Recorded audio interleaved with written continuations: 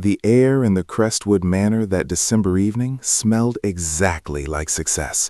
A sharp blend of aged cedar, imported pine, and the faintest, perfect tang of French champagne. Outside, the Southern California twilight was fading, leaving the massive windows reflecting the thousands of tiny white lights Charles Bennett had meticulously strung around the property. Charles, standing near the 20-foot fireplace in the main salon, was in his element. He wore a cashmere blazer that looked tailored for a statue and held a flute of something sparkling that cost more than most people's monthly rent. This was his stage, and the Holiday Open House, an annual mandatory event for family and select professional acquaintances, was his performance.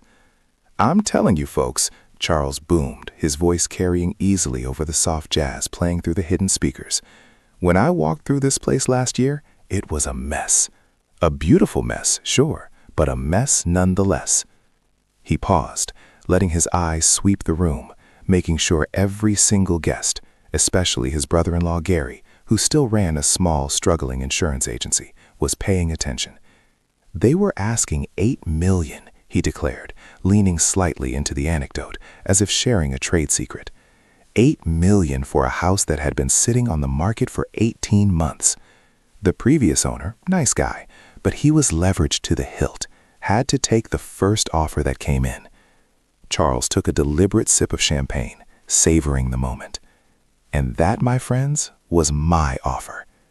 He never just said he bought the house. He always emphasized the timing, the deal, the outright purchase. "I didn't need financing," he continued, adjusting his cufflink. "I told the bank, no paper, no hassle. Cashier's check cleared by noon tomorrow. That's how you do business. That's how you get the best property in the best neighborhood. Because I bought the mansion, folks. I bought the mansion and I made it mine." His wife, Eleanor, offered a tight, practiced smile from across the room. Eleanor was wearing a dress that was likely more expensive than Charles's car, but her eyes held a certain hollowness, the kind that comes from years of listening to the same speech, watching the same performance, and knowing the backstage reality. Charles moved through the crowd, guiding a small knot of admiring guests toward the newly renovated kitchen, a cathedral of Italian marble and stainless steel. Among the group was Laura Sterling, a sharp, impeccably dressed real estate broker who had known Charles since college. Laura was polite, but unlike the others, she listened with a professional ear, understanding that every boasting point Charles made was also a data point about market vulnerability. "Look at this island," Charles instructed, gesturing to a slab of white quartz that looked large enough to land a helicopter on. "It's a single piece, imported from Tuscany. Took 6 men and a crane to get it in here. Eleanor fought me on the cost, bless her heart, but I said, honey, this isn't an expense, this is an investment. The land alone appreciated 20% the moment we closed the deal." He loved talking about appreciation. It made him sound untouchable, a financial god who rode the crest of every economic wave. The truth was, Charles Bennett hadn't always been Charles Bennett, the untouchable millionaire. 10 years ago, he was Charles Bensky from Queens, working a decent job in tech sales. He'd made his money fast, riding the bubble of a successful, if slightly shady, app launch, and he had spent the last 5 years desperately trying to cement the illusion of old money and infallible success. This house wasn't just shelter. It was the physical proof that Charles had finally arrived, permanently. If he owned the biggest, most expensive thing, then he must be the biggest, most successful man. The guests murmured appreciation, running fingertips over the smooth, cold quartz. A waiter drifted past, offering more wine. The atmosphere was thick with admiration and the satisfying feeling of being close to genuine, robust wealth. Charles was just beginning his monologue about the custom-built, temperature-controlled wine cellar, which housed bottles he rarely drank but often pointed out, when the flow of the conversation was suddenly, thoroughly blocked. It wasn't a loud noise that stopped them. It was the presence of someone small and completely unburdened by social etiquette. Sophie Bennett, 10 years old, walked into the kitchen. She was wearing mismatched pajamas, a symptom of her complete disinterest in the formal proceedings of the open house, and her brow was furrowed with the concentration of a child solving a difficult math problem. In her hands, she held a standard white business envelope. It was slightly crumpled, as if she had been turning it over and over in her small hands while thinking. She had found it lying innocently on the counter near the coffee maker, tucked slightly under a bowl of decorative holiday pine cones. Sophie walked directly up to Charles, her eyes wide and earnest. "Dad?" she asked, her voice clear and carrying in the sudden lull between the jazz track ending and the next one beginning. "What's this?" Charles blinked, momentarily thrown off his stride. He hated interruptions, especially during the wine cellar segment. "Sweetheart, this is the grown-up hubby. Go find Nana, okay? We're talking business." He tried to subtly slide the envelope out of her hand, but Sophie held fast. "No, but I need to know," she insisted, pointing a small finger at the bold block lettering printed clearly on the envelope's face. "It says a scary word. It says, 'Urgent, final notice regarding scheduled foreclosure.' What does foreclosure mean?" The silence that followed was absolute. It was the kind of silence that doesn't just stop sound. It seems to suck the air out of the room, leaving a vacuum where light conversation and clinking ice used to be. Every face in the group, which moments before had been fixed in expressions of polite awe, snapped toward Charles. Charles's face, usually ruddy with the confidence of the host, went instantly pale, the color draining away so fast he looked slightly gray under the recessed lighting. "Sophie, that's nothing. That's junk mail," he stammered, his voice suddenly thick and uneven, stripped of his usual bravado. He reached again, more forcefully this time, to grab the letter. Sophie, however, had already unfolded the top sheet, which was stapled inside the envelope. It was a single stark white page, full of legal jargon and dates. "But it's not junk mail, Dad," Sophie argued, genuinely confused by his sudden nervousness. "It has your name on it, and it has the house address. It says the default and demand for payment was issued 3 months ago, and there's a date here, March 15th. It says March 15th is the last day before the notice of trustee's sale is filed for the property." She looked up at him, her expression innocent. "Does that mean we have to move out by March?" The single piece of paper, held aloft by a 10-year-old in mismatched pajamas, was suddenly heavier than the entire Tuscan marble island. It was the physical manifestation of Charles's greatest fear, the proof that the foundation beneath his supposed empire was nothing but sand. The guest stood frozen. The professional veneer of the open house had shattered, replaced by an agonizing collective discomfort. No one wanted to look at Charles, but no one could look away from the letter. Laura Sterling, the real estate agent, was standing closest to the counter. She didn't move toward Sophie or make a sound, but her eyes, sharp and practiced, immediately read the letterhead from where she stood. She didn't need to read the content. The logo of the bank, First National Trust and Mortgage, was enough. She knew that bank. She knew their reputation for being merciless once the clock started ticking. Charles finally managed to wrench the paper from Sophie's grasp, crumpling it instantly into a ball and shoving it into his blazer pocket as if it were a burning coal. "I told you it's a mistake," Charles barked, louder than necessary. He forced a strained laugh that sounded like a cough. "The bank, they get these things wrong all the time. Automated system. They sent this to 20,000 people. I called them yesterday. They apologized profusely. It's a clerical error. Nothing to worry about. Absolutely nothing." He clapped his hands together, forcing a return to normalcy. "Right, where were we? The wine cellar. Come on, folks. Let me show you the climate control system. It's state-of-the-art." But the spell was broken. The confidence was gone, replaced by a desperate, sweaty panic visible in the tremor of his jaw. Sophie, however, was not finished. She was still trying to logically process the information she had found. Have you ever been in an awkward financial situation in public? Drop a comment below about how you handled it. "But Dad," she asked, tilting her head, "if it's a mistake, why does it have the same logo as the phone on your nightstand?" She looked around the room, appealing to the adults for help with this difficult puzzle. The one that keeps lighting up late at night when you're trying to sleep? And you always mute the sound really fast, but the screen keeps glowing, and you keep deleting the messages without reading them out loud? That was the true dagger. The foreclosure notice could be explained away as a clerical error. The bank logo on the persistent, ignored phone was the proof of months of evasion and dread. It showed the struggle had been ongoing, happening in the dark, while Charles performed in the light. The silence returned, deeper and more damning than before. This time, no one even tried to offer a polite, pitying smile. The first sound of movement was subtle but devastating. Mr. Henderson, a business acquaintance who had been nodding along enthusiastically to Charles's boasts just minutes earlier, reached out and set his half-full glass of Cabernet down on the marble island. He set it down with unnecessary force, the clink echoing loudly. "Well," Mr. Henderson said, clearing his throat, his eyes fixed somewhere over Charles's shoulder. "That was quite the tour, Charles. Absolutely stunning property. I really must be going, though. Early start tomorrow." His wife murmured a quick, vague apology, and they were moving toward the door, their departure swift and entirely unconvincing. It was like a dam had broken. The rest of the small tour group immediately followed suit. "Yes, Charles, truly magnificent," said Mrs. Peterson, grabbing her husband's arm. "Thank you so much for having us. Happy holidays."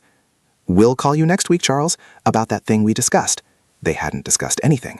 The guests didn't run, but they certainly drifted toward the entryway with an urgency that suggested they were late for a very important appointment they hadn't known about 5 minutes ago. They shook hands with Charles quickly, their grip loose and non-committal, their eyes avoiding his. The flow of people was directed toward Eleanor, offering her hurried condolences disguised as holiday wishes. Charles remained rooted by the staircase, still standing where the kitchen met the main hall, the crumpled paper burning a hole in his blazer pocket. He watched the exodus in a state of shock, his mouth opening and closing as if trying to restart the broken script. Wait, the wine cellar. You didn't see the wine cellar. It's incredible. I bought the mansion, remember? It's my house. We're just getting started," he called out, his voice cracking, the desperate tone of a man trying to stop an avalanche with a feather. No one paused. They were already retrieving their coats. As the last of the formal guests filed past, Laura Sterling, the real estate broker, paused by the immense quartz island. She didn't look at Charles, who was now trembling slightly by the stairs. She didn't offer comfort or judgment. She simply reached into her sleek leather handbag, pulled out one of her business cards, heavy stock, embossed lettering, and placed it carefully next to the now empty bowl of decorative pine cones, right where Sophie had found the letter. It was a quiet, professional act, a silent message. "I saw it. I know the next steps. Call me when you're ready to stop lying." Then, she too was gone, disappearing into the foyer to retrieve her jacket. Within 5 minutes, the roaring fireplace was the loudest thing in the Crestwood Manor. The main salon, which had been buzzing with 40 people just moments ago, was suddenly vast and cold. The only people left were Charles, Eleanor, who was now sitting on a velvet sofa, staring blankly at the Christmas tree, Sophie, who was quietly eating a cookie, oblivious to the destruction she had wrought, and Gary, the brother-in-law, who stood awkwardly near the bar, unsure whether to stay or follow the stampede. Charles remained fixed by the staircase, his back straight, his eyes fixed on the empty doorway. He could still hear the faint sound of car doors shutting outside. He was still the owner, still the host, still the successful man who had bought the mansion. He took a slow, deliberate breath, trying to regain control of the narrative, trying to convince himself, as much as anyone else, that what had just happened was merely a momentary glitch. "Well," Charles said, forcing a cheerful timbre into his voice, turning slowly toward his remaining family. "Looks like the riffraff finally cleared out. Good. Now we can relax. This is my house, after all, and I intend to enjoy it. Eleanor, darling, why don't you pour me another glass? This deserves a toast." Eleanor didn't move. She just looked at him, her expression a mixture of profound exhaustion and sudden, terrible clarity. "Charles," she said softly, her voice barely audible in the huge room, It's March 15th. That's 3 months away. He waved his hand dismissively. It's a mistake, Eleanor. I told Sophie it's a mistake. Is it? Eleanor finally raised her head, meeting his frantic eyes. Or is it why you haven't slept in weeks? Is it why you insisted we host this spectacle tonight? Did you think if enough people saw you standing here, they could somehow vouch for the fact that you own it? Gary, sensing the beginning of a marital cataclysm, mumbled something about needing to check on his dog and backed slowly out of the room. Charles stood alone, save for Eleanor and Sophie. He felt the cold weight of the house pressing in on him. This beautiful, expensive monument to his success was now nothing more than a ticking clock. "I'm fixing it," Charles whispered, the boast finally gone from his voice, replaced by a desperate plea. "I have a contact. We just need a bridge loan. We just need time. They can't take it, Eleanor. I bought it. I bought the mansion." Eleanor stood up slowly, crossing the vast room to stand before him. She placed a gentle hand on his arm, but it was not a gesture of comfort. It was a gesture of finality. "Charles," she said, looking him straight in the eye, "you didn't buy the mansion. You rented the dream, and the lease is up." She pulled her hand away and walked toward the stairs, leaving him standing in the center of the silent, glittering great room, the ghost of the party already fading around him. He looked down at his pocket, feeling the sharp, unforgiving edges of the crumbled foreclosure notice pressing against his side. The house was cold now. The heat of the performance had vanished, and Charles Bennett was left alone with the true cost of Crestwood Manor. He was still standing there, staring at the spot where the guests had vanished, refusing to move, refusing to accept that the magnificent, untouchable life he had built was about to be repossessed. He was still the man who bought the mansion. He had to be. If he wasn't, what was he? He heard a small, shuffling noise behind him. Sophie was still there, looking up from her cookie. "Dad, can I watch the Christmas movie now?" she asked. "Or do we still have to stay in this room?" Charles looked at his daughter, the innocent messenger of his doom. He tried to smile, but his facial muscles wouldn't obey. He tried to speak, but the only thing that came out was a raspy whisper. He didn't know what to say to her. He didn't know how to explain that the movie was the last thing on his mind, because the entire set of their lives was about to be torn down. He simply stood there, under the high vaulted ceiling of the house he claimed to own, feeling the weight of the bank's demands, the shame of his public exposure, and the crushing realization that he had run out of time to fix the mistake that wasn't a mistake at all. The foreclosure date, March 15th, seemed to hover in the air, a stark digital countdown above the warmth of the holiday decorations. He reached into his pocket and slowly pulled out the crumpled notice. He smoothed it out carefully, running his thumb over the bank's logo. He had to face the reality now. The money was gone. The investors were spooked. The bridge loan wasn't coming, and the bank was calling the entire note due. The mansion had always been a performance, and tonight the curtain had fallen spectacularly early. He looked at the card Laura had left on the counter. He knew what she was offering, a fire sale, a desperate, last-minute listing to try and salvage something before the auction. It was the antithesis of the cash purchase he had always bragged about. Charles took a ragged breath. He had 3 months.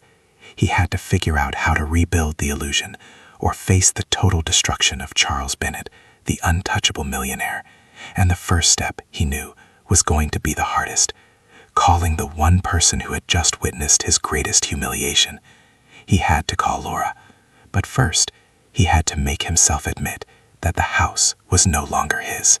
He turned toward the magnificent staircase, slowly ascending the polished mahogany steps. He needed to be alone. He needed to be in the master suite, the room he had claimed as his sanctuary, the room that offered the best view of the city lights, lights that now seemed to mock his fading glow. As he reached the landing, he glanced back down at Sophie, who had finally started watching a cartoon on her tablet, the crisis already forgotten in favor of animated characters. He saw Eleanor disappear into the bedroom, closing the door firmly behind her. He was alone in the vast silence of the Crestwood Manor. The mansion. His mansion. He pulled out his phone, the one Sophie had mentioned, and looked at the screen. Sure enough, 3 new missed calls, all from the same restricted number. The bank. They weren't automated. They were persistent. They were real. He took another deep breath and scrolled through his contacts, his thumb hovering over Laura Sterling's number. He knew he had to call her. He knew he had to ask for help. But the words tasted like ash. He couldn't do it yet. Not while the echo of his own voice, "I bought the mansion," was still ringing in the halls. He needed one more night to pretend. He walked into the master bedroom. Eleanor was already in the dressing room. Charles walked straight to the expansive glass doors leading to the balcony. He opened them, letting the cold December air rush in. He looked out over the city, a carpet of shimmering lights stretching to the horizon. It was a king's view.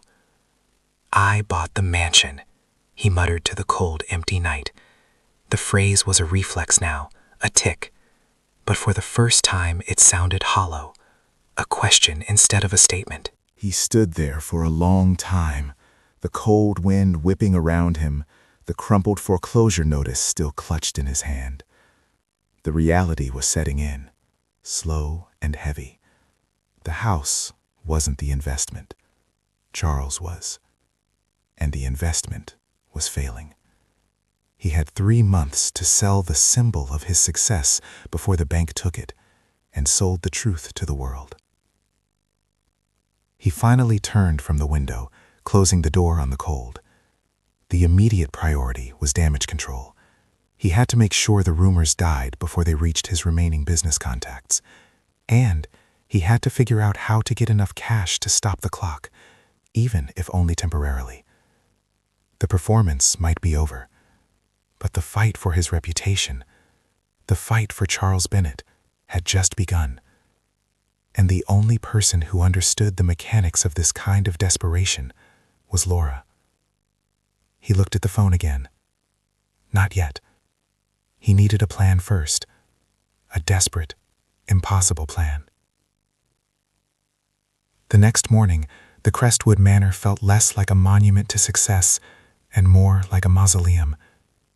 The thousands of tiny white lights outside, which had looked so festive the night before, now seemed glaring and cold. The great room was silent, save for the faint hum of the expensive climate control system, trying to keep the vast space at a perfect, luxurious temperature. Charles came downstairs around 10, dressed in a fresh, crisp shirt, trying to project the image of a man who had simply enjoyed a late holiday night.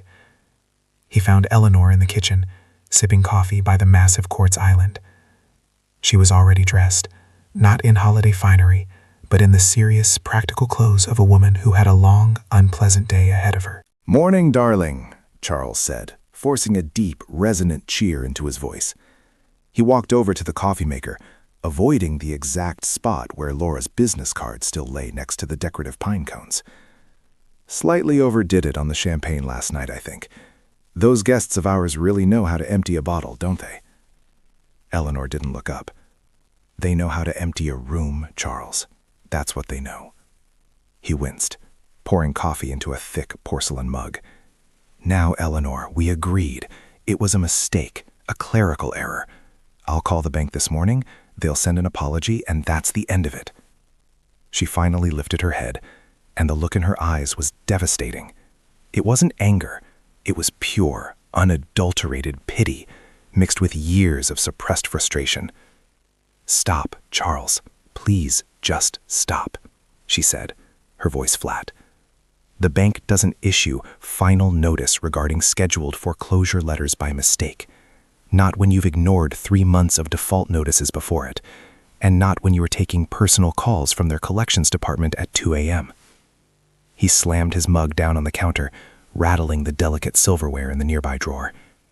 You're making this worse than it is. This is manageable. It's a cash flow issue, Eleanor, nothing more. The market dipped. The funds are tied up in The funds are tied up in your ego, Charles, she interrupted, cutting him off with surgical precision. You leveraged this house to the maximum. You didn't just take out one, you took out 3. You used the equity to chase that ridiculous cryptocurrency investment last year, the one you swore was going to make us untouchable.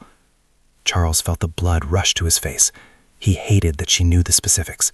He had tried so hard to keep the intricate, shaky architecture of his finances hidden behind layers of bravado and complicated corporate structures.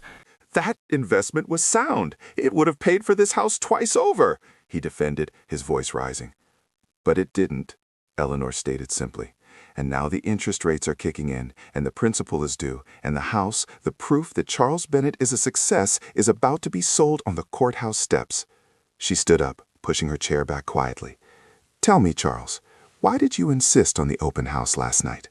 Was it to show off the Tuscan marble, or was it to convince yourself that the house was still real, still yours? He didn't answer. He couldn't. The truth was a painful, raw thing.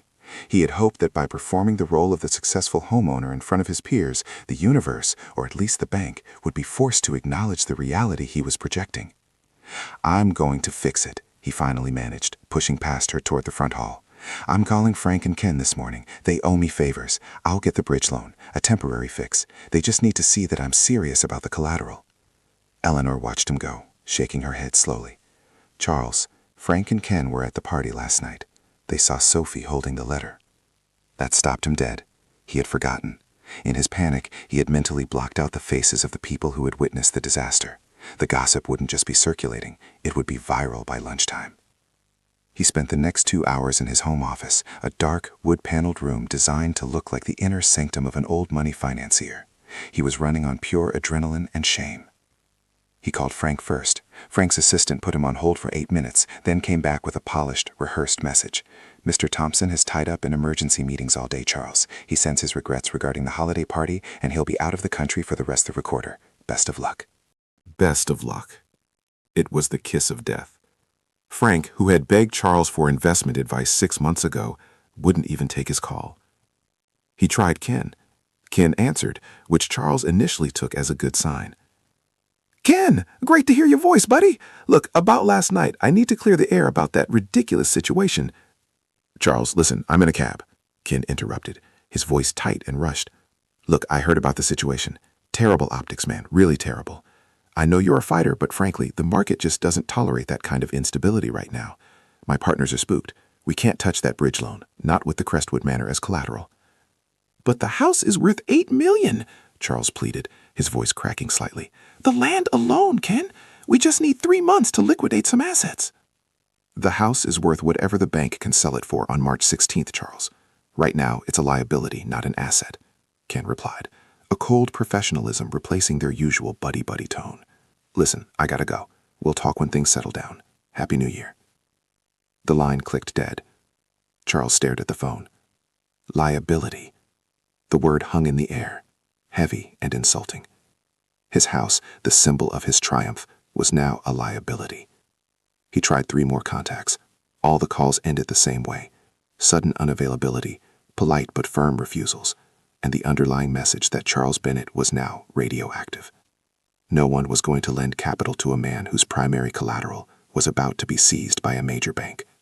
The secret was out, and his network had instantly evaporated.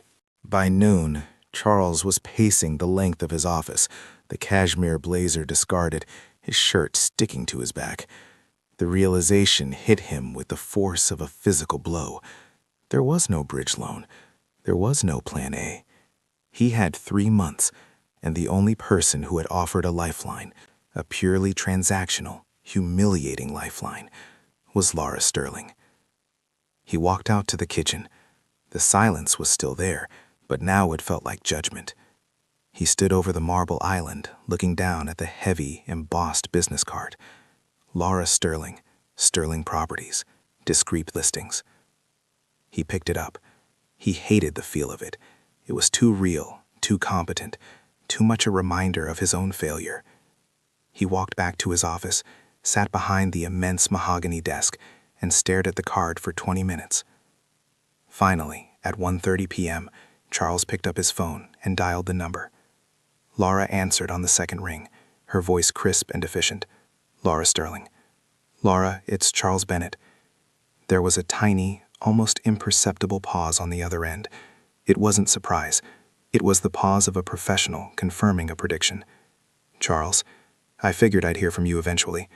Her tone was measured, devoid of warmth or condemnation.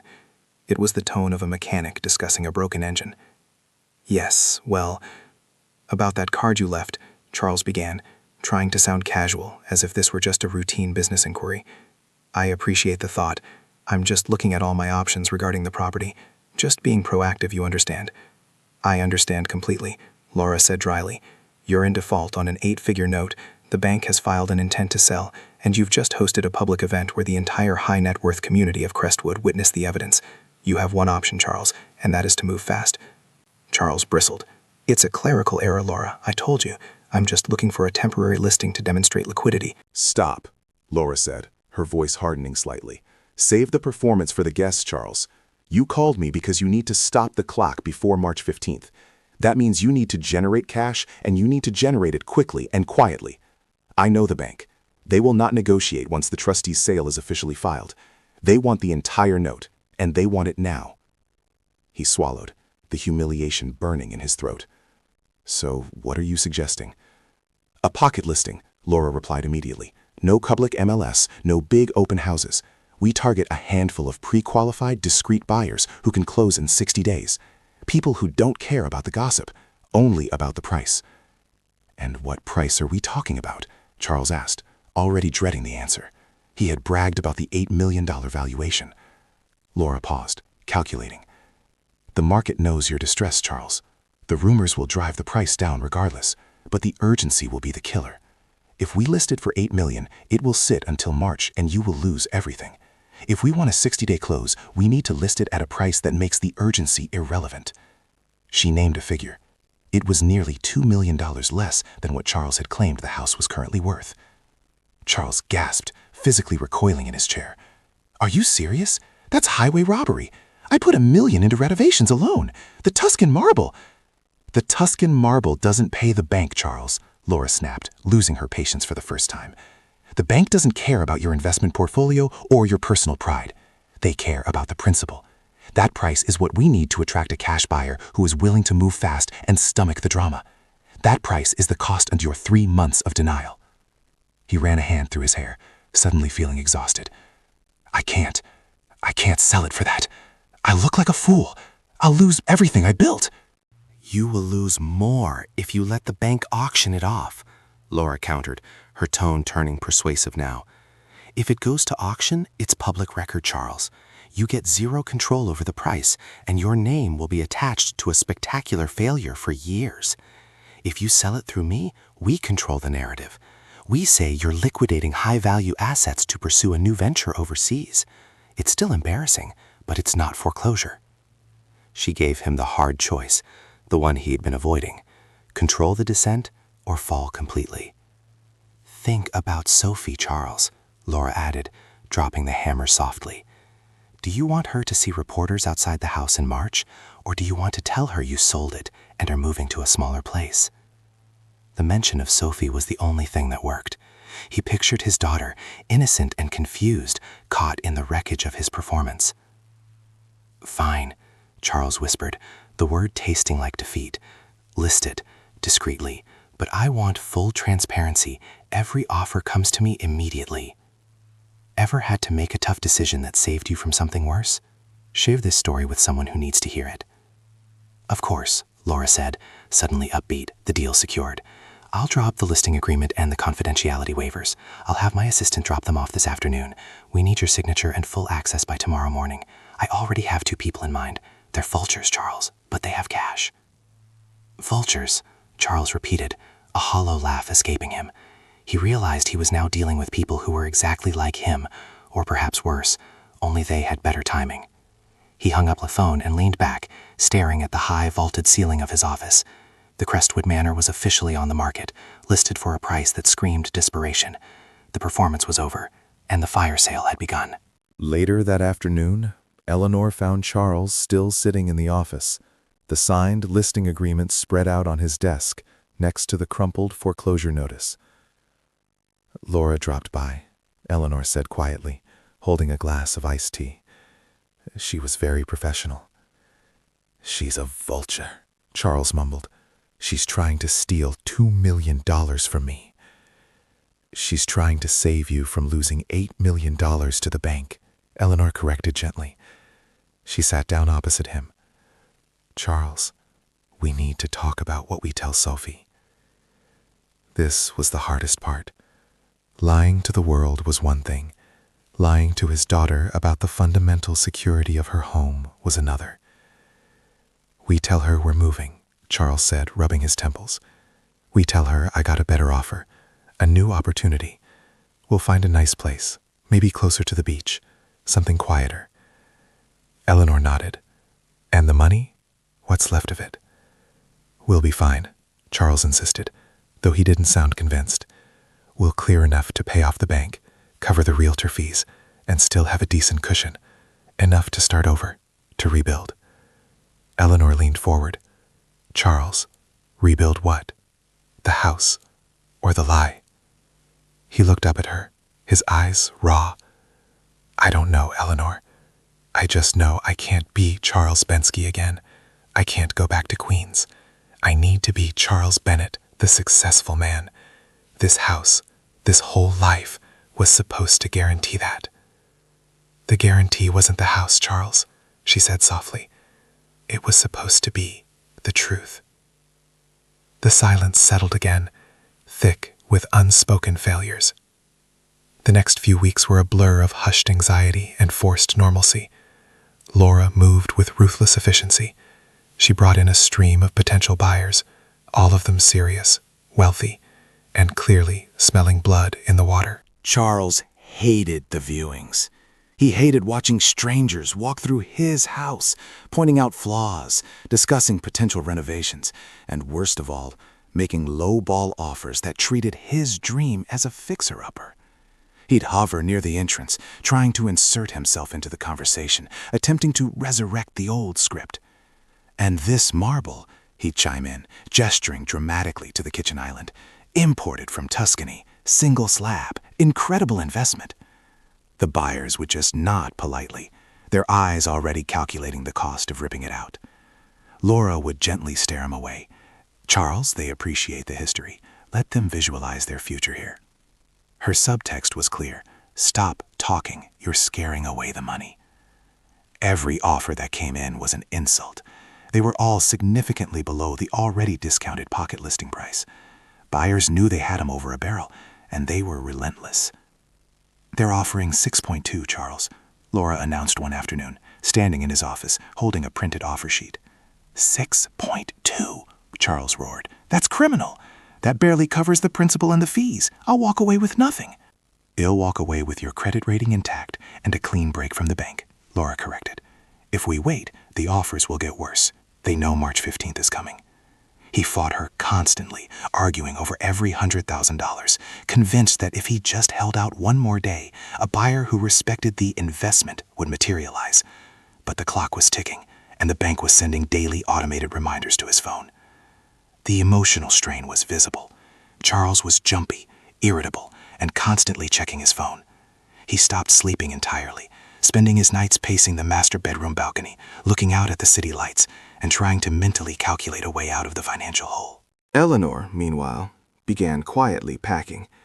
She started with the items that belonged solely to her and Sophie, the small, personal things that weren't tied up in the mansion's lavish aesthetic. She was preparing for the inevitable, focusing on the practical logistics of survival. Sophie remained blissfully unaware of the true crisis. She knew her father was stressed and that strangers kept walking through the house, but she accepted the explanation that Daddy is selling the house to get a better job. One cold January afternoon, Charles was on the phone with Laura, arguing vehemently about a buyer who had offered to close in 48 hours for an even lower price. "That's what they call a distress discount, Charles," Laura explained patiently. "Take the cash now or risk the auction." "I won't do it," Charles yelled into the phone. "I am not giving this house away."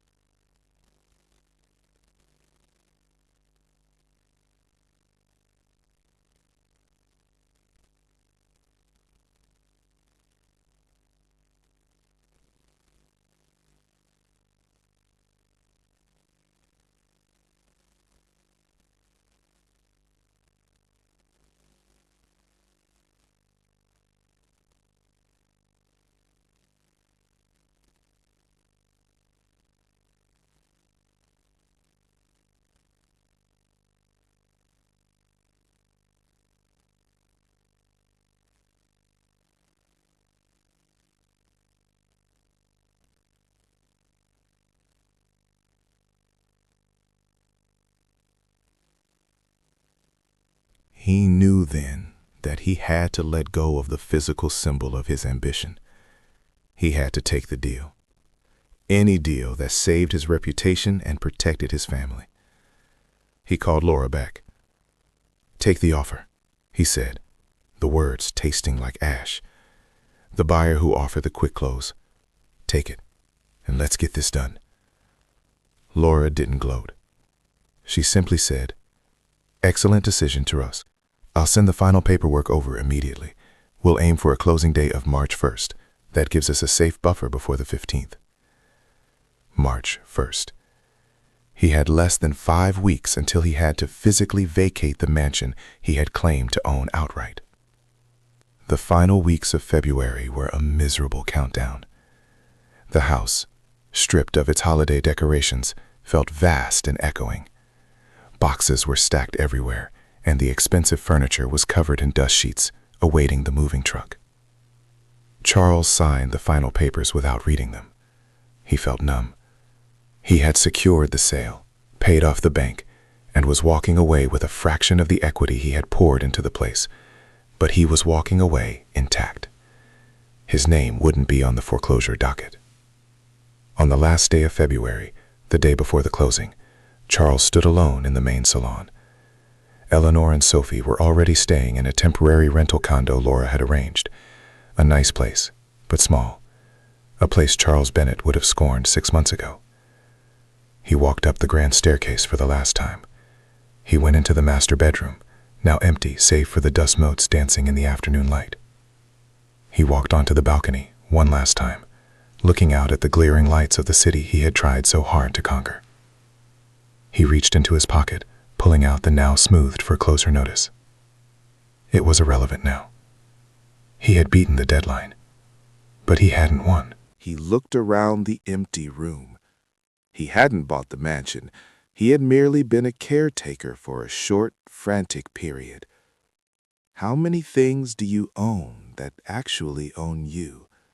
Comment below. He walked over to the immense, custom-built closet, the one he had boasted about to Gary, and opened the door.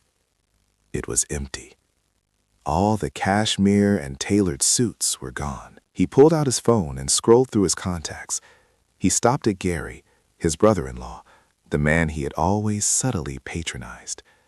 Gary, who still ran his small, steady insurance agency. Charles hadn't spoken to him since the disastrous party. He deleted the bank's number, then deleted Frank and Ken's numbers. He didn't need the failed promises of his old life. He looked at Laura's number. He kept it. He owed her a debt, not of gratitude, but of professional respect. She had done her job. Charles Bennett, the man who bought the mansion, took a deep breath of the cold, empty air of the room. He was no longer the owner. He was just Charles. He turned off the lights in the master suite and descended the staircase, closing the door firmly behind him. He didn't look back at the Crestwood Manor. He was walking away from the structure, but he knew the ghost of the man who bought the mansion would follow him wherever he went. The only question left was, how long could he keep that ghost alive? He had the cash. He had the narrative, a successful liquidation, a new venture. He had to make the next performance convincing. He had to convince the world, and more importantly, he had to convince Eleanor. The rental condo was nice, certainly. It was on the second floor of a well-maintained complex near the coast, about an hour from Crestwood. It had 2 bedrooms, 2 baths, and a small balcony overlooking a manicured patch of lawn. It smelled faintly of lemon-scented cleaning products and fresh and expensive paint. Charles stood in the center of the living room, feeling like a giant stuffed into a dollhouse. He had just closed the door on the Crestwood Manor for the last time, handing the keys to a stern-faced representative of the buyer, a hedge fund manager who probably saw the house as nothing more than a profitable line item. He missed the 20-foot ceilings. He missed the view of the entire city. Here he could see the neighbor's balcony and the top of a palm tree. Eleanor was already in the kitchen, unpacking boxes of their everyday dishes. She looked calm, almost relieved. The stress that had hollowed out her eyes for months seemed to have faded, replaced by the mundane focus of setting up a functional home. "Did it go through?" she asked, not looking up. "Signed, sealed, and delivered," Charles confirmed, forcing a casual tone. He tossed his keys onto the small laminate counter, a surface that looked microscopic compared to the Tuscan marble they had left behind. Eleanor paused, holding a stack of plates. "And the money?" "We're fine," Charles assured her, walking over and trying to put an arm around her shoulder. She stiffened slightly, but didn't pull away. "The bank is satisfied. We cleared enough to pay Laura's commission, which, believe me, she earned, and we have a substantial starting fund. Not the $8 million I promised you, but enough, more than enough to stabilize and launch the new venture." Eleanor turned, meeting his eyes. "Charles, I don't want to hear about a launch. I want to hear about a job, a steady income, something that doesn't require a 7-figure mortgage to prove its worth." He bristled slightly. The Charles Bennett who bought the mansion hated the idea of a job. Jobs were for other people. "It's a venture, Eleanor. It's strategic. I'm liquidating high-value, illiquid assets to free up capital for—" "Stop," she interrupted again, her voice gentle but firm. "The performance is over, Charles. The audience left. You don't need to sell this apartment to me. I know what we have. It's small, it's safe, and it's ours, free and clear of the bank's demands. Can we just agree that the next step is security, not spectacle?" Charles looked around the tiny kitchen, the walls feeling too close. He missed the applause, the admiration, the sheer size of the lie he had been living. But he looked at Eleanor, and he saw a flicker of the woman he had married before the money and the mania took over. "Security," he conceded, the word tasting bland but necessary. Yes, security. He walked into the small second bedroom, which was now Sophie's room. It was packed with her things, colorful and messy. She was sitting on the floor, surrounded by plush toys, watching a cartoon on her tablet, completely unfazed by the seismic shift in their socioeconomic status. "Hi, Dad," she said cheerfully, not looking up. Charles sat down on the edge of her bed. He reached out and touched her hair. He had been so consumed by saving the house, saving his reputation, that he hadn't thought enough about what Sophie needed. "You like the new place, Soph?" he asked. "It's okay," she shrugged. "It's close to a pool, and the kitchen is easier to find things in." He smiled faintly.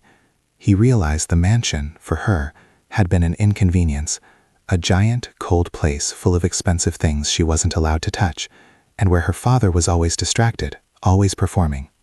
"Dad?" she asked, finally looking up. "Yes, sweetie? Are you still going to be busy on the phone all the time now? Because the phone wasn't ringing last night." The simplicity of her observation hit him hard. The persistent, dread-inducing calls from the bank were gone. The constant, panicked calculation was over. He was financially diminished, but he was free of the immediate, terrifying threat of total public ruin. "No, Soph," he said, pulling her into a hug. "I'm not going to be busy on the phone all the time. The business stuff is settled. We're just going to be here." He held her tightly, realizing that the house, the grand performance, had almost cost him this simple, quiet closeness. He had traded real life for a lavish stage. The spring rolled into summer. Charles settled into the mundane rhythm of the condo. He did start a new venture, but it was modest, a consulting firm leveraging his past tech experience, focused on small, reliable clients. It generated income, not headlines. He was still Charles Bennett, but the description had changed. He was no longer the man who bought the mansion. He was just Charles, a consultant living near the coast.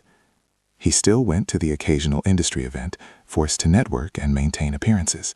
The first few times were agonizing. He could feel the eyes on him, hear the whispers about the Crestwood Manor sale, the rumors circulating that he had been forced to liquidate due to aggressive market positioning or international tax issues. Laura had done her job well. The rumors were vague, embarrassing, but not fatal. Nobody was using the word foreclosure. One warm evening in late July, Charles and Eleanor attended a neighborhood barbecue hosted by another couple in the condo complex. It was a casual affair: paper plates, plastic patio furniture, and lukewarm beer. Charles was standing by the grill, talking to a man named Tom, a high school history teacher who owned a modest home nearby. Tom was talking about refinancing his mortgage. "Man, I wish I had your financial instincts, Charles. I saw that article about you selling the Crestwood Manor. What a move! Getting out right before the summer dip. You must have made a killing on that property." Charles felt the familiar rush of adrenaline. This was the moment. He could launch into the old script, the timing, the land value, the outright purchase, the strategic liquidation to finance the next great untouchable venture. He could rebuild the myth right here, on this plastic patio.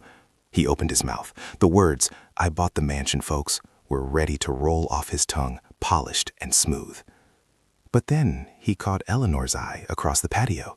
She was laughing easily with the host, a genuine, unforced laugh he hadn't heard in years. She wasn't wearing a dress that cost a car. She was wearing a comfortable cotton sundress. She looked happy, safe. He looked down at the paper plate in his hand, piled high with barbecue chicken. He looked at Tom, who was genuinely impressed but didn't actually care about Charles's net worth. He just wanted advice on a 30-year fixed rate. Charles took a breath, letting the performance deflate inside him. "You know, Tom," Charles said, his voice surprisingly quiet. He had to choose his words carefully. He had to tell a version of the truth. "That house, it was a mistake. A massive, expensive mistake." Tom raised an eyebrow, surprised by the candor. "Seriously? It looked incredible." "It was." Charles agreed. "But I didn't buy it outright, Tom. I leveraged it to the hilt. I was chasing a number, not a life. And in the end, the house owned me more than I ever owned it." He paused, a tiny internal victory achieved. He hadn't confessed the foreclosure, but he had admitted the failure of the philosophy. "We sold it to get stable," Charles finished simply. "We downsized. Best decision I ever made." Tom nodded slowly, processing this unexpected honesty. "Wow. That takes guts, Charles. To walk away from something that big." "Not guts," Charles said, looking back toward Eleanor, who was still smiling. "Just necessity." He took a bite of chicken, savoring the simple, slightly burnt flavor.